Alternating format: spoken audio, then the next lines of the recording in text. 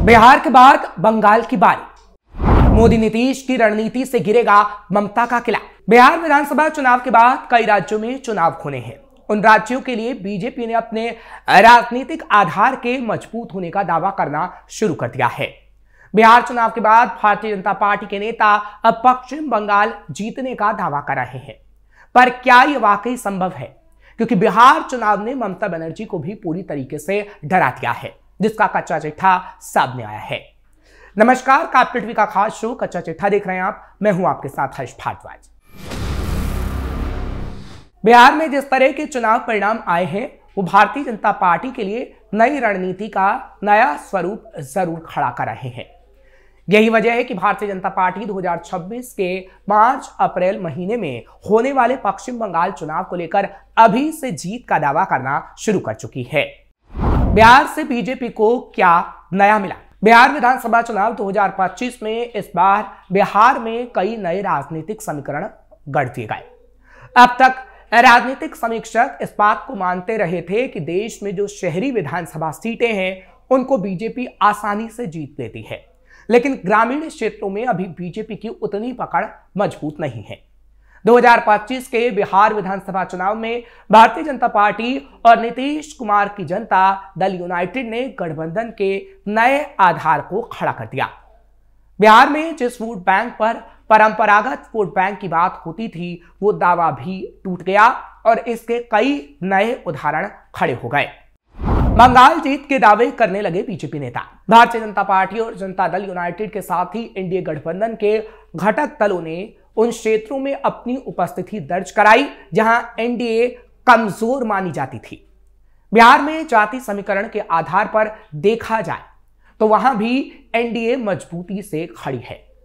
राष्ट्रीय जनता दल, कांग्रेस और दूसरे राजनीतिक दल जो यादव और मुस्लिम वोट बैंक को परंपरागत वोट कहते थे, 2025 के बिहार विधानसभा के चुनाव में वो समीकरण पूरी तरीके से टूट गया और इसलिए बीजेपी के नेता जीत का दावा बंगाल के अंदर कर रहे हैं।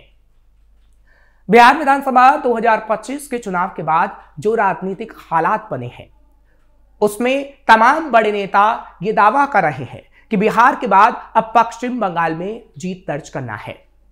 बिहार की सियासत पश्चिम बंगाल से सटी हुई है। जाति समीकरण की गोलबंदी बिहार और पश्चिम बंगाल में एक जैसी मानी जाती है। हालांकि मुस्लिम वोट के समीकरण पर क्षेत्रीय ताने बाने में थोड़ा परिवर्तन जरूर होता है, लेकिन राजनीति की वजह है और राजनीति में सबसे मजबूत वोट बैंक की धुरी जाति का आधार ही होती है, जो इस बार बिहार में टूट गया।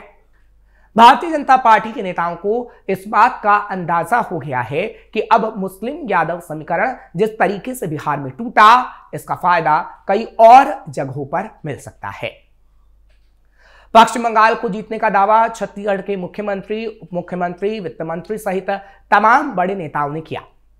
इसकी दूसरी बड़ी वजह है कि पश्चिम बंगाल में कानून व्यवस्था का बिगड़ना, नीतीश कुमार का गद्दी पर बैठना उनके सुशासन के संकल्प का एक बड़ा उदाहरण बताया जाता है।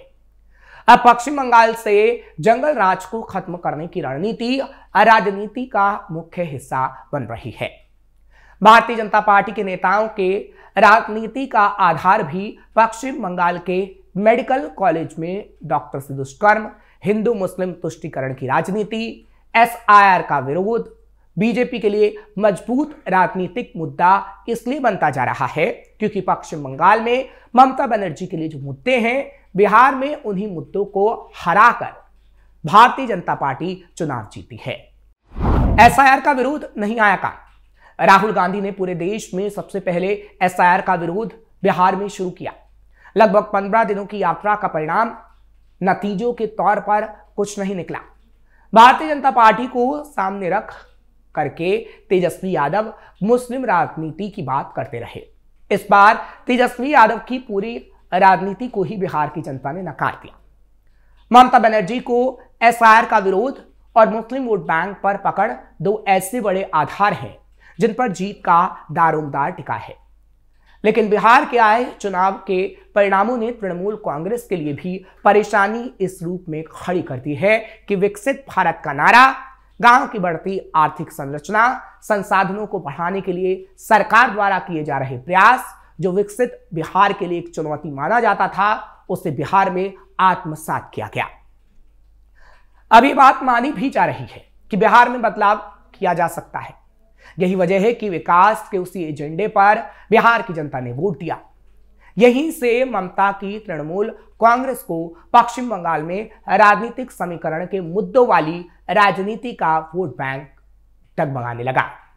ममता के सामने क्या है चुनौतियां? भारतीय जनता पार्टी के नेता इस बात को मानकर चल रहे हैं कि बंगाल में कानून व्यवस्था एक बहुत बड़ी चुनौती है। पश्चिम बंगाल में जिस तरह के आधार बने हैं, कानून व्यवस्था को लेकर जितने सवाल खड़े हुए हैं, उससे तो एक बात साफ है कि व्यवस्था सुधार के नाम पर वोट वाली ये राजनीति पश्चिम बंगाल में की जा सकती है। इसलिए ऐसा दावा शुरू हो गया है और बीजेपी के लिए ये एक नया एजेंडा बन गया है। बीजेपी ने पकड़ी ममता की कमजोर कड़ी। बिहार चुनाव के बाद पश्चिम बंगाल के चुनाव के लिए अभी से जो दावे किए जा रहे हैं, उसके पीछे कई मजबूत आधार है। भारतीय जनता पार्टी पश्चिम बंगाल में अपने वोट बैंक को मजबूत करने के लिए काम कर रही है, लेकिन बिहार चुनाव के बाद नई राजनीति की जो दिशा मिली है, वो बीजेपी के लिए और ऊर्जा वाली साबित हुई है और बीजेपी को अवसर दे रही है।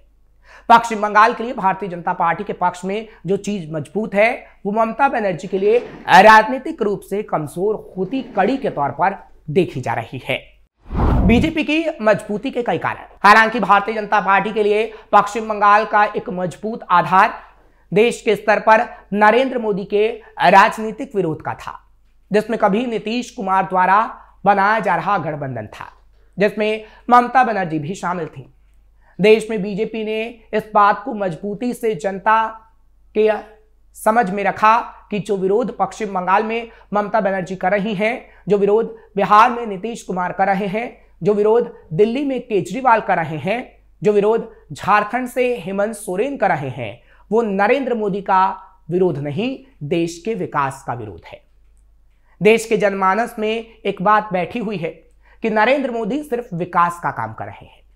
ऐसे में ये विकास के विरोध वाली बात को जनता स्वीकार नहीं कर रही। ममता बनर्जी का राष्ट्रीय जनता दल और तेजस्वी यादव से अभी भी लगाव बना हुआ है, लेकिन जिस राजनीतिक आधार पर तेजस्वी यादव की राष्ट्रीय जनता दल खड़ी हुई थी, उसे बिहार विधानसभा 2025 के चुनाव में जनता ने पूरी तरीके से नकार दिया। राष्ट्रीय जनता दल का सबसे मजबूत आधार मुस्लिम यादव समीकरण था, जो 2025 के विधानसभा चुनाव में तेजस्वी यादव नहीं बचा पाए।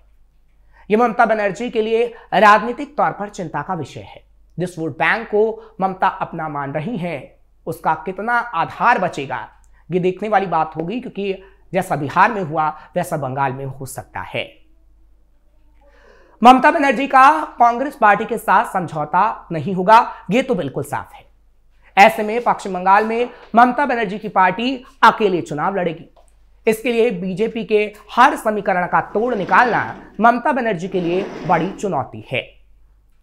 पूर्वी भारत के लिए नीतीश कुमार एक बड़े राजनीतिक चेहरे के तौर पर जाने जाते हैं। बिहार में सुशासन और कानून व्यवस्था को लेकर उनकी सबसे बड़ी पहचान है। अब पश्चिम बंगाल के चुनाव में अगर नीतीश कानून व्यवस्था के नाम पर वोट मांगते हैं एनडीए के लिए, तो ममता बनर्जी को नीतीश कुमार के सवालों का जवाब देना काफी मुश्किल होगा।